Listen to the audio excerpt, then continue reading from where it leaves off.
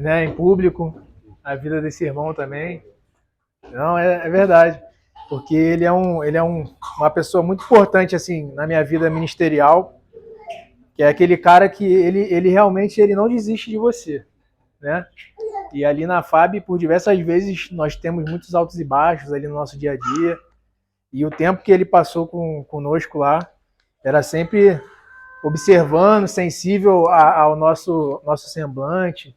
Pô, cara, o que tá acontecendo na tua casa? Tá tudo bem? Chama para conversar. Então, ele exerceu e exerce ainda esse ministério que Deus tem para a vida dele, de pastor, exerce muito bem. Então, não estou aqui para só rasgar a seda, não. É um miserável, um pecador como todos, né? Mas ele é um cara que se dispõe a cumprir a missão que Deus tem para ele, né? E eu louvo a Deus pela vida dele, agradeço a Deus, porque se eu estou aqui hoje, né? Se eu estou bem no meu casamento, se eu conseguir fazer muitas coisas dentro da minha família, eu devo também a ele, né? A disposição que ele teve, o coração que ele teve disposto para Deus agir por meio da vida dele. E a palavra que eu quero trazer para os irmãos hoje tem a ver com algo que eu particularmente lutei dentro de mim durante algum tempo e luto constantemente, né? Eu acredito que os irmãos aqui, alguns aqui podem já ter passado por isso. Algo que, inclusive, o Rodrigo comentou bem aqui sobre as crianças, né? Que a criança ela não está isenta, e eu observo isso lá em casa, né? As crianças não estão isentas de pecados, né? Nós vemos pecados já, na mais tenra idade aí, nós já vemos traços de pecado nas crianças, né? E eu fico, caramba, como é que pode, cara? Eu falo com a Gabi que o Emanuel está naquela fase de... Ele quer, já acha que sabe o que ele quer, né? E se contrariar, já vem aquela birra, aquela pirraça, a fase da adolescência do bebê, né? E eu fico, caramba, como é que pode? Já tem a raiz já da desobediência, de Adão, né? Do orgulho, e a gente tem que estar ali sempre de olho firme na educação. E o tema é sobre isso, né? Eu coloquei aqui um título da mensagem, que é o nosso orgulho impede a nossa obediência. E a passagem, são várias passagens, né? Mas a primeira que eu vou abordar aqui para fazer a introdução está lá em João, Evangelho de João 8, do versículo 31 ao 44. Aí eu vou fazer uma leitura aqui breve, aí eu pedi para os irmãos acompanharem aí. João capítulo 8, do 31 ao 44.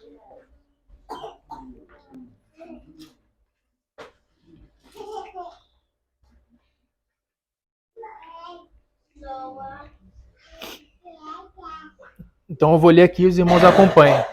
Jesus dizia, pois, aos judeus que criam nele: se vós permanecerdes na minha palavra, verdadeiramente sereis meus discípulos, e conhecereis a verdade, e a verdade vos libertará. Responderam-lhe: somos descendência de Abraão, e nunca servimos a ninguém. Como dizes tu, sereis livres?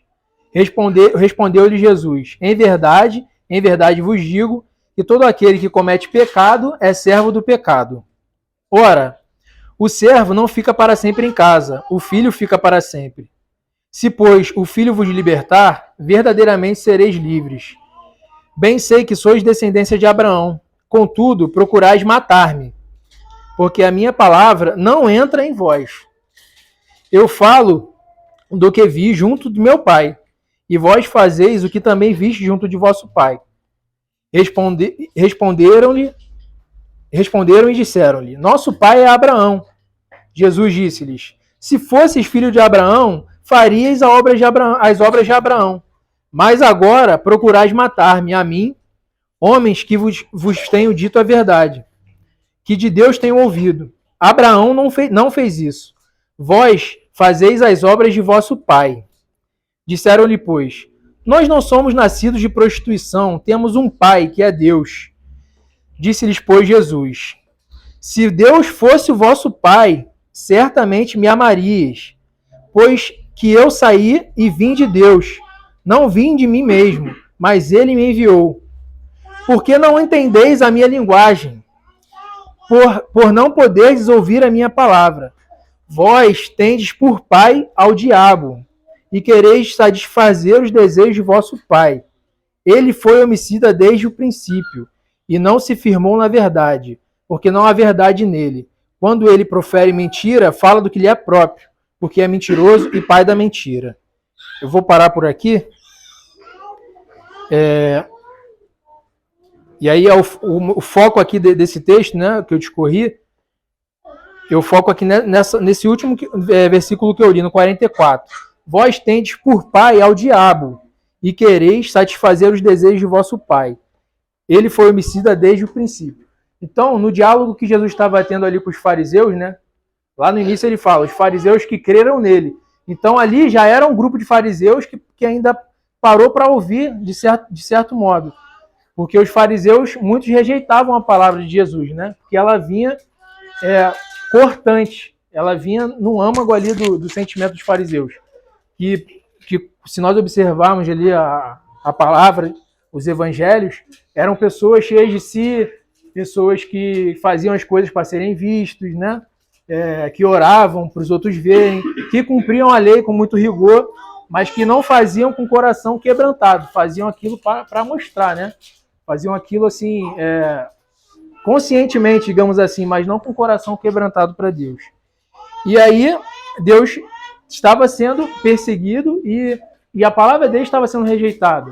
E ele fala para aqueles fariseus, olha, vocês não estão ouvindo a minha palavra. Por mais que vocês tenham escutado lá atrás a palavra de Abraão, por mais que vocês conheçam toda a história dos patriarcas, parece que a palavra entrou no ouvido de vocês, entrou por um ouvido, vocês cumprem, mas o coração de vocês está distante de mim. A palavra que eu estou trazendo vem direto do meu Pai. E aí, o que Deus falou comigo no meu coração nessa mensagem aqui? Eu faço até um link aqui desse versículo 44, lá com Gênesis. Aí eu vou ler aqui para os irmãos. Lá em Gênesis, não vou ler não, vou só comentar. Lá em Gênesis 2, quando Deus fala para Adão, né, Deus dá toda a ordenança para Adão no paraíso e fala para ele, não comer da árvore do conhecimento. Porque se ele comesse, certamente ele morreria. E aí Adão, ok, ciente. Aí no capítulo seguinte, vem a serpente, aquele diálogo com Eva, que nós já conhecemos. A serpente fala para Eva, olha, sabe o que Deus falou para você? Falou para você não comer, né? Mas, não se preocupa não, ele falou que você vai morrer? Não vai morrer não, pode comer, vai lá, come a serpente. Deus falou isso porque ele não quer que você seja como ele. Ele não quer que você, Adão, sejam como ele, conhecedores do bem e do mal. Então, desses dois casos, os casos dos judeus, lá em João, o caso de Adão e Eva, no Gênesis, e eu acrescento também o caso do próprio Satanás, quando ele se rebela contra Deus, são casos em que o homem, né, ali representado por esses personagens, o homem, no caso Satanás, estava cheio de si, cheio de orgulho, cheio de certezas no coração. E isso fez eles se distanciarem de Deus, fez eles desobedecerem a Deus. Por quê? Foi claramente situações em que eles se colocaram numa decisão. Os fariseus ali estavam numa condição de decisão. E aí, nós vamos seguir? Ele é o Messias ou não? Vamos reconhecê-lo como Messias ou não? Vamos aceitar a palavra dele ou não? O nosso pai é Abraão, o nosso pai é Deus, é o Deus de Israel. Pô, esse cara que está falando aqui é só mais um judeu que está aqui com a gente. Será que ele é realmente o Messias? E aí Adão, lá, pô, ok, Deus. Aí quando chega em Eva já começa ali a ter um orgulho que ela faz aquilo longe de Adão. Ela faz primeiro no diálogo com a serpente. Então ele já começa o quê? Não vou nem consultar Adão, já vou tomar a decisão aqui, já vou comer. Depois eu levo para ele lá para ele comer comigo. Então foram situações que, assim, eu analisando o texto, Deus falando no meu coração, e aí trazendo para a minha vida também, foram situações que muitas vezes Deus fala com a gente, Deus falou com os judeus, Deus se fez carne em Jesus, estava ali habitando no meio dele, mostrando o caráter de Deus dia após dia, e mesmo assim o coração deles não aceitou, pelo contrário, eles queriam matar. Jesus mesmo diz, vocês dizem que são de meu pai, mas vocês querem me matar. Da mesma forma que a serpente lá no Éden. A serpente já sabia qual seria o resultado. Ela mentiu, claramente. Ela mentiu, falou para Eva, não, você não vai morrer. Mas nós sabemos que a consequência da queda foi a morte, né? a morte natural, e, consequentemente, se morrermos longe de Deus, rejeitando a Deus, a segunda morte é a morte eterna. Então, irmãos, podemos observar o orgulho e a soberba do homem, decidindo caminhar por si mesmo, sentindo-se bom e sábio o suficiente para escolher suas próprias vontades no lugar da vontade daquele que nos criou. E aí eu faço duas perguntas para os irmãos aqui, de forma retórica, para a gente pensar, para refletir. Quais os desejos ou vontades que nós estamos satisfazendo? A nossa vontade ou a vontade do Criador?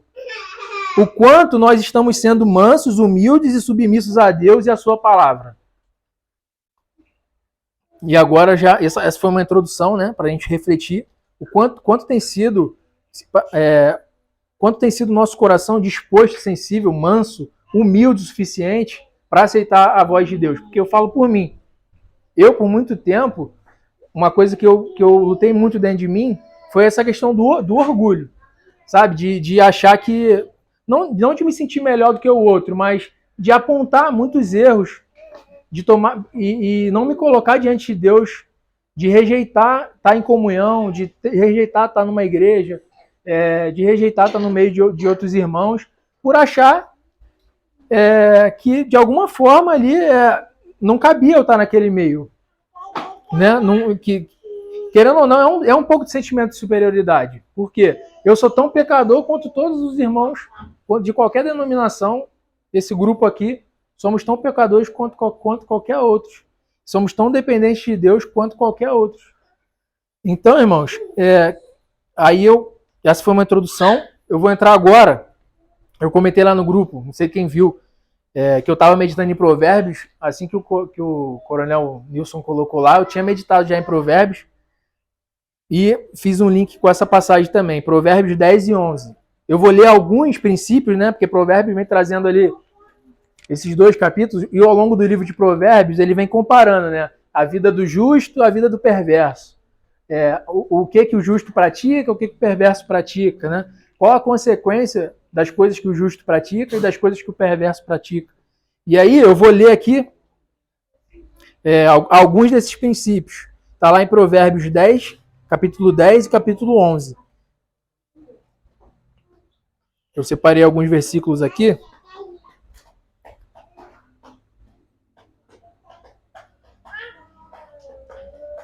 Provérbios 10, 11.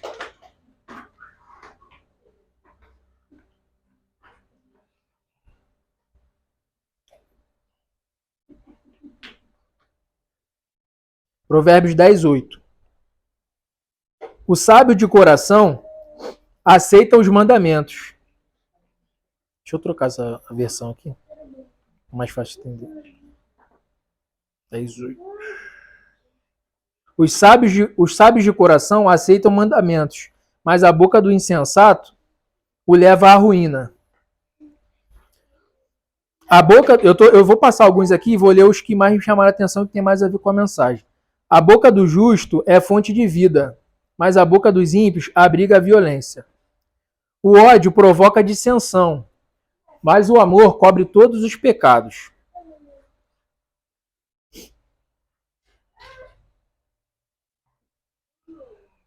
Quem acolhe a disciplina mostra o caminho da vida, mas quem ignora a repreensão desencaminha outros.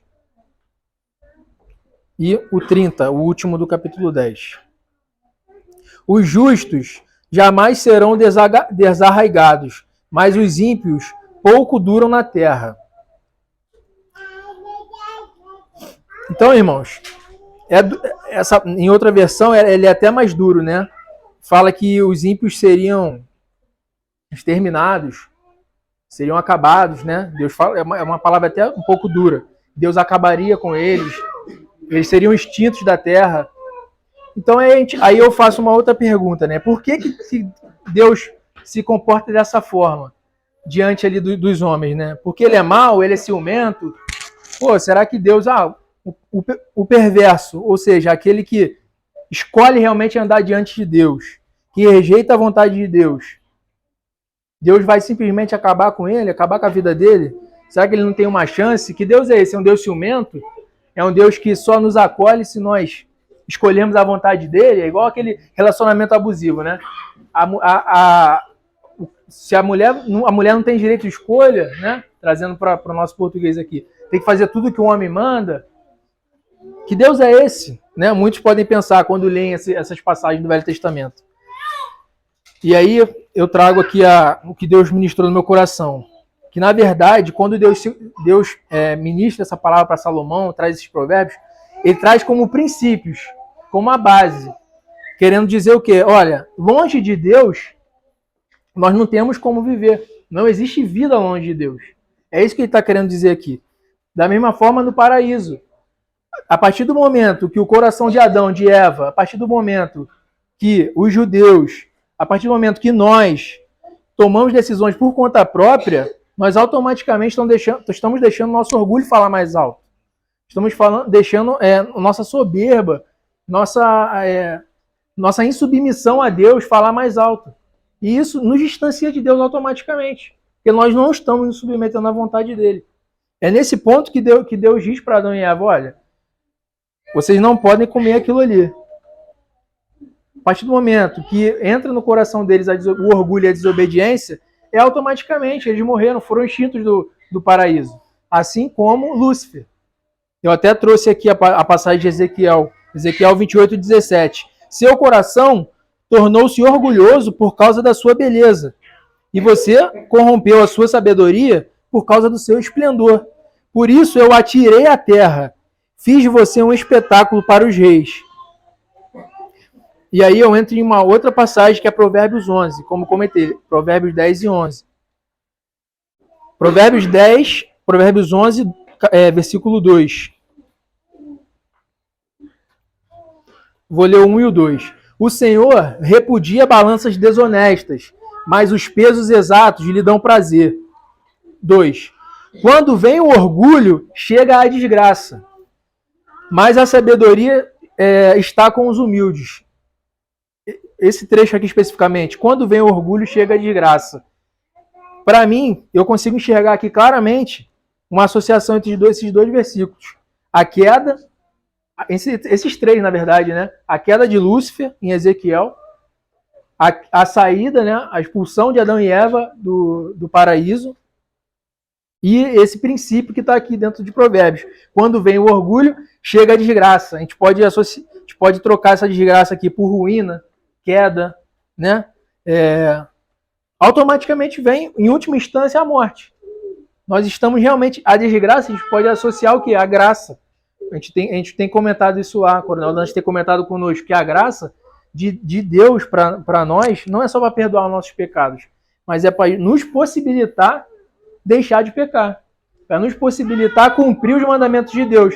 Porque pela nossa força humana, nós não conseguiríamos deixar de ser orgulhosos, nós não conseguiríamos deixar de ser desobedientes. Então, automaticamente, quando nós deixamos isso falar mais alto, nossa carne falar mais alto, logo vem a ruína, logo vem a queda, logo vem a desgraça. Ou seja, a falta da graça. E nesse ponto 1, eu quero, em resumo, que o orgulho, ele nos condena. Em última instância, o nosso orgulho, ele nos condena. Ele nos afasta de Deus. E aí um segundo ponto, é que a humildade é a base da sabedoria. Nesse mesmo versículo, a parte do orgulho é a primeira parte do versículo. Quando vem o orgulho, chega de graça. E a segunda parte do versículo tá, mas a sabedoria está com os humildes. Então a gente já vê uma clara diferença aqui. Os orgulhosos e os humildes. E a sabedoria está com os humildes. Que sabedoria é essa? Não é a sabedoria como o Rodrigo brincou aqui, né? Não são milhões de livros de teologia, não são milhões de faculdades, né? De pós-graduações, mestrado. Isso é muito bom, é positivo. Mas essa sabedoria que está dizendo aqui é uma sabedoria que vem do alto. É uma sabedoria de Deus, é um discernimento de Deus, da parte de Deus, da vontade de Deus para nós, como corpo, né? Como pai, como esposo, como membro aqui, ó, de um grupo. É a sabedoria que vem da parte de Deus. E em outras passagens a gente vai ver Deus, a sabedoria sendo apontada como algo que confunde, né? Deus usa as coisas loucas para confundir as sábias. Deus usa o pequeno para confundir o forte. Então, normalmente, a sabedoria que vem do alto é aquela sabedoria que contrapõe a sabedoria nossa sabedoria humana, que está cheia de engodo, orgulho, pecado. E aí, em complemento a esse versículo de Provérbios, eu trago um outro versículo que é Mateus 5. Mateus 5, versículo 5. Bem-aventurados os humildes, pois eles receberão a terra por herança. E aí um terceiro ponto. Primeiro ponto, relembrando, o orgulho nos condena. O segundo ponto, a humildade é a base da sabedoria. E o terceiro ponto, a verdadeira sabedoria é a verdadeira justiça. De que sabedoria é essa? Eu vou complementar a questão da sabedoria e de que justiça nós estamos falando. A verdadeira sabedoria consiste em retermos em nossos corações os mandamentos de Deus. Lá em Eclesiastes, Salomão vai falar de tudo que se tem ouvido, de tudo que se pode guardar. Ele está assim, ó, o excesso de conhecimento, o excesso de livros, em algumas traduções, ele só traz cansaço, enfado da carne. De tudo que se tem ouvido, de tudo que se pode guardar, o fim ele fala que é dever de todo homem, guardar os mandamentos de Deus. Os mandamentos todos aqui nós conhecemos. Os 10 e quando Jesus aborda o amor ao próximo, o amor a Deus. Essa é a verdadeira sabedoria. Se nós conseguirmos alcançar isso, irmãos, nós vamos estar PhD, não é PhD em Deus, né? Mas PhD em servo. Porque a gente só consegue servir o outro, só consegue alcançar o coração de Deus cumprindo os mandamentos de Deus. E a verdadeira justiça, qual é? Praticar a vontade do nosso Pai e sermos como Cristo foi. Voltando lá em João, voltando lá para a história dos judeus. Os judeus, até hoje é assim, né? Eles esperavam e esperam ainda um Messias que viria para guerrear, para ser um grande líder, né? Para ser um guerreiro. É aquela figura mesmo ali de Napoleão, né? Um cara conquistador que vai unir o nosso povo, vai fazer maravilhas e vai lutar contra o Império Romano. Só que Jesus ele se apresenta de forma totalmente contrária. A justiça de Deus ela veio de uma forma totalmente contrária à justiça dos fariseus. Inclusive, ele mesmo vai falar, lá em Mateus 5, lá no final, ele vai falar, olha, isso aí também nós aprendemos lá com o nosso irmão Rodrigo, lá na FAB. Se a vossa justiça não exceder a justiça dos fariseus, vocês não vão herdar o reino dos céus. Então, a justiça que eu estou trazendo aqui, nesse contexto, é uma justiça totalmente dissociada do nosso orgulho. Totalmente dissociada do nosso pecado, daquela vontade que nós temos de fazer justiça. Acho que todo mundo aqui passa por isso, irmão. Temos aqui, ó, muitos casos. Todos aqui são casados, né? Todos aqui são casados, têm relacionamento em casa. Sabe como é difícil. Muitas vezes, por mais que nós estejamos cheios de certeza, a gente tem que abrir mão. A gente tem que ser humilde. Não é verdade? Nós passamos isso, né? Enfim, todo casal aqui passa por isso, tenho certeza. É difícil, né, não, para olhar para a esposa, acho que tem alguém chamando ali. Mas a gente passou por um episódio em casa agora, enfim, familiar, em que foi necessário ter muita humildade, irmão. Porque por mais que nós achássemos que estávamos com a razão, assim como os fariseus comentando com Jesus, não, sou filho de Abraão, sou filho do Deus de Israel, pô, nunca fomos escravos de ninguém. E aí, trazendo para a nossa realidade lá, por mais que nós estivéssemos cheios de razão, ou pelo menos achando que estávamos cheios de razão, não era nem entre mim e a Gabi, era entre nós e uma outra pessoa da família. Enfim. Não queria falar, enfim. Eu tô manobrando. Eu me vi num contexto ali, irmãos, que eu tive que praticar isso aqui, ó, na veia. Eu tive que me tirar todo o meu orgulho, ser o mais humilde possível, me esvaziar realmente, para conseguir, primeiro, liberar o perdão, mesmo sem a pessoa ser capaz de pedir o perdão, e para conseguir fazer Deus tocar no coração daquela pessoa, porque eu tenho certeza que naquela conversa ali, ele conseguiu ver Cristo em nós, Deus tocou no coração dele, para ele não só ver a nossa atitude, como logo em seguida tomar uma atitude parecida com a nossa, que foi também se esvaziar, se desarmar e também, né, perdoar, liberar perdão. Foi um momento assim de graça divina ali na nossa casa, né? Tem pouco tempo isso, em que só foi possível alcançar aquilo, inclusive de traumas da Gabi de infância, traumas dele, né, do meu sogro de muito tempo atrás. Foi realmente um momento de quebrantamento em que a gente só conseguiu aquilo ali se esvaziando do orgulho. Porque em relacionamento, aqui a gente está falando de relacionamento, a gente fala lá de Adão e Eva e Deus. O relacionamento ali era só entre eles. Era entre Adão e Deus, entre Adão e Eva e Adão. E ali o orgulho, ele fez uma quebra de relacionamento.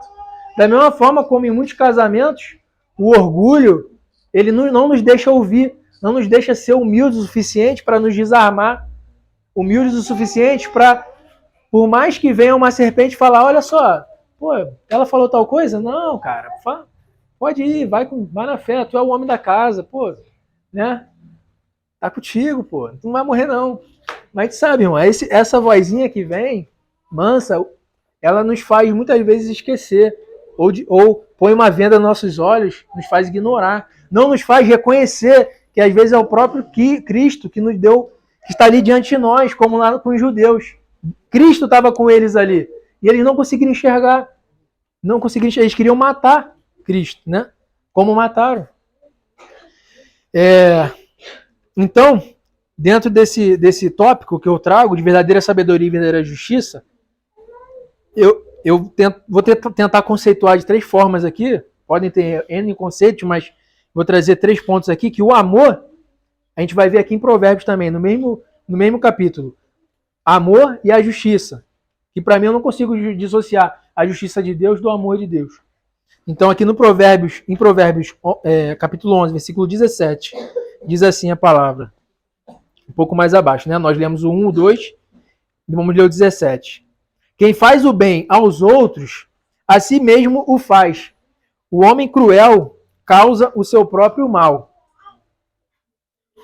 Então, o que Deus diz sobre o amor? Que o amor tudo suporta, para amarmos o nosso próximo como a nós mesmos. Amarmos a Deus sobre todas as coisas. Então, aqui em Provérbios ele traz claramente isso. Ó, quem faz o bem aos outros, a si mesmo o faz.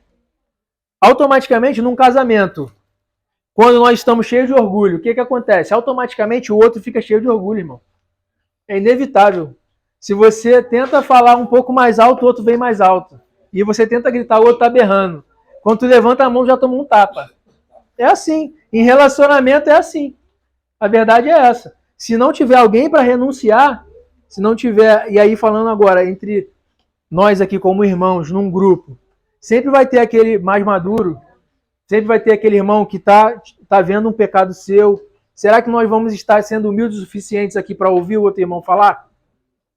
Porque eu passei por isso. Muitas vezes o Rodrigo vinha conversar comigo, me repreender, e por dentro de mim, não sei se ele percebia, mas eu ficava pensando várias coisas para rebater.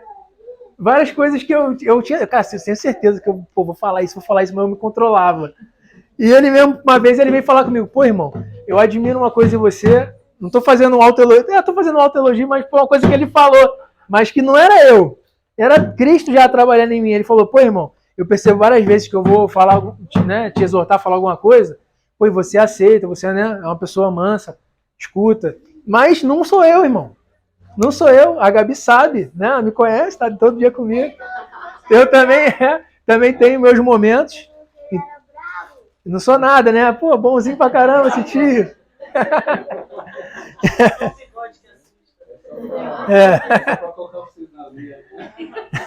Só o bigode que é a mulher do bigode. Exatamente.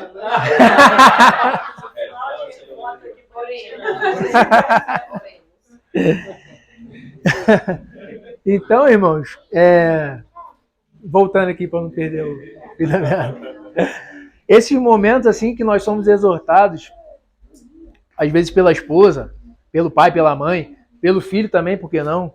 Por um irmão mais maduro, por um pastor, nós temos que ser humildes, irmãos. Humildes de coração para aceitar. Nos colocarmos como Cristo falou. quando os discípulos perguntam para ele lá na mesa quem era, né, quem era o melhor, quem era o superior, quem estava servindo ou quem estava à mesa. E Cristo diz que é melhor servir, que aquele que servir será o primeiro no reino, algo do tipo. Então, irmão, nós temos que nos colocar sempre nessa disposição de nos servir, de estarmos com o coração sensível, com os ouvidos sensíveis, para ouvir a palavra que o outro irmão tem, para meditar na palavra, para Deus, porque Deus toca no outro, muitas vezes, mas é para nós também depois consultarmos. Não é também só ouvir lá o que o irmão falou, não. Muitas das coisas que eu aceitei do Rodrigo e de outros irmãos é porque eu tenho certeza que está pautado na palavra, porque eu fui na palavra. Amém? E esse foi o primeiro tópico, o amor. Primeiro tópico do terceiro tópico, já nem sei mais qual tópico eu tô. Mas o segundo aqui é a justiça, que eu já comentei. Também em Provérbios, um pouco mais abaixo, 11 e 19. A gente estava no 17, vamos para o 19. Quem permanece na justiça viverá, mas quem sai em busca do mal corre para a morte. E aqui claramente veio para mim nessa passagem Cristo. O caminho, a verdade e a vida. E ele diz, ó, quem permanece na justiça viverá, mas quem sai em busca do mal corre para a morte. Mais uma vez, o homem aqui ele está colocado em um cruzamento, né? Ele tem duas vezes para seguir. Permanecer na palavra de Deus, reter os mandamentos, ou seguir as concupiscências da sua carne, suas próprias decisões, seu orgulho, suas certezas. E claramente ele coloca aqui, ó. E para nós, irmãos, para nós que crermos em Cristo, em Deus, só há um caminho. Só há um caminho a seguir, que é o caminho da verdade, da vida. E é Cristo. Amém? E aí vou fazer uma leitura aqui agora sobre a sabedoria. Último tópico antes de eu concluir. Provérbios 11, 30. O fruto da retidão é árvore da vida, e aquele que conquista almas é sábio. Em outras versões, vai estar dizendo que o justo é como a árvore da vida, é aquele que conquista almas, ou que faz muitos amigos. E esse é aquele que é sábio. Então, mais uma vez aqui, é mais um ponto aqui da sabedoria. O que Deus tocou no meu coração aqui em relação a isso? Que, como eu falei do orgulho, automaticamente, irmão, quando nós, falando de mim agora, quando eu não estava conseguindo viver em comunhão, muitos dos meus conflitos tinha a ver com orgulho. Tinha a ver com a falta de humildade e, consequentemente, a falta de sabedoria. Embora tenha sido um período que nós ficamos sem congregar, que eu estava pesquisando várias coisas. Eu sempre comento isso, né? Acho que, não sei se alguém aqui já passou por esse período na vida, que a pessoa ela se distancia tanto, está tão distante da igreja, da comunhão, que ela começa a se dispersar, começa a tatear, começa a buscar vários tipos de conhecimento diferentes. Mas, no final das contas, aquilo é um vazio. É um vazio de Deus no coração dela, que ela está tentando preencher, tentando alguma resposta para preencher aquele vazio. E automaticamente, essa parte que ele fala aqui, ó, que o fruto da retidão é a árvore da vida. Ou seja, eu não conseguia frutificar, eu não conseguia estar no meio de irmãos, ou eu não conseguia estar ou fazer amigos, fazer irmãos. Como ele está dizendo aqui, que o fruto da retidão é a árvore da vida. Aquele que conquista almas, aquele que faz amigos, aquele que atrai pessoas. Jesus nos chama para atrair pessoas, para pastorear pessoas, para pescar pessoas. Se a gente for acompanhar a história bíblica, é sempre falando disso. A sua descendência será como a areia do mar. Vocês serão pescadores de almas. Se você for reto, for justo, você será como árvore da vida. Ou seja, você não nasceu para ficar sozinho. Você não nasceu para ficar isolado no quarto, se enchendo de certezas e teologias. Não nasceu para ficar no quarto debatendo com ateu, assistindo um podcast. Nós não nascemos para isso, irmão. E eu vivi esse tempo. Eu falo por experiência própria, que eu vivi esse tempo em que eu estava querendo me isolar. Não era aquele Cristo em casa do tipo, né, tinha lá na Ralo de Melodia, Cristo em casa, fazer um culto aqui. Eu sou novo, mas eu lembro dessa época aí, irmão. Cristo em casa. Não é aquela coisa de buscar Cristo em casa, porque isso é válido, isso é a essência de tudo. A nossa igreja começa em casa, mas não é o suficiente, irmão. Esse grupo aqui, ele tem sido chamado para isso. Tem sido chamado para, primeiro, se colocar nosso coração diante de Deus, para que Deus venha falar através de nós, venha usar o nosso ministério para a gente levar para nossa casa. Eu tenho meditado muito nisso. Não adianta eu estar aqui nesse grupo e lá na minha casa eu estar sendo orgulhoso com a minha família, com a minha esposa, com o meu pai, com a minha mãe, com o meu sogro, com a minha sogra. Não adianta eu estar aqui e minha esposa tá sem falar com a prima dela. Minha esposa tá sem falar. Ela tá disfarçando ali, mas essa palavra é pra gente aqui, irmão. Essa palavra. Por quê? Não. Mas ela sabe que é uma luta dentro de nós, irmão. Não adianta falar, porque é o orgulho. O orgulho nos impede de perdoar. Eu não vou afirmar que eu tenho certeza, mas provavelmente muitos aqui tem aquela pessoa que você olha assim, pô, essa pessoa aí, eu perdoo, mas eu quero longe de mim. Tá, mas eu perdoo ela na casa dela e eu na minha. Né? Imagina se Deus falasse isso pra gente, ó, eu te perdoo, você no inferno e eu aqui no paraíso. Né? Então, irmãos, não é bem assim. Deus, quando nós oramos o Pai Nosso, né? Senhor, perdoa as minhas ofensas, as nossas ofensas, como eu tenho perdoado a quem nos tem ofendido. Se eu não tenho perdoado a quem tem me ofendido, como eu espero o perdão de Deus? Certo? Então, eu faço esse embrolho aqui entre amor, justiça e sabedoria, mas a base de tudo aqui, eu até coloquei, acabei pulando aqui, que a base de tudo é a humildade, irmão. A base de tudo é servir, como Cristo veio.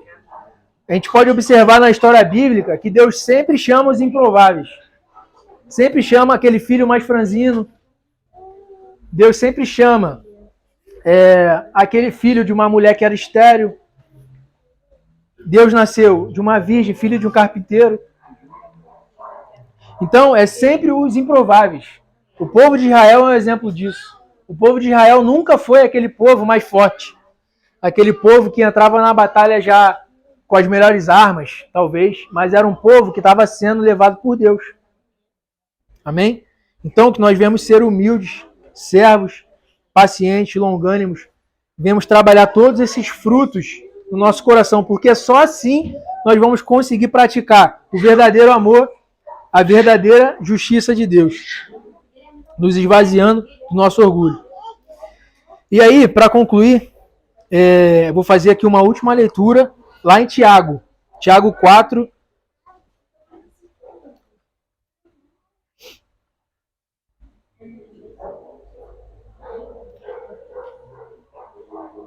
Tiago 4, 6.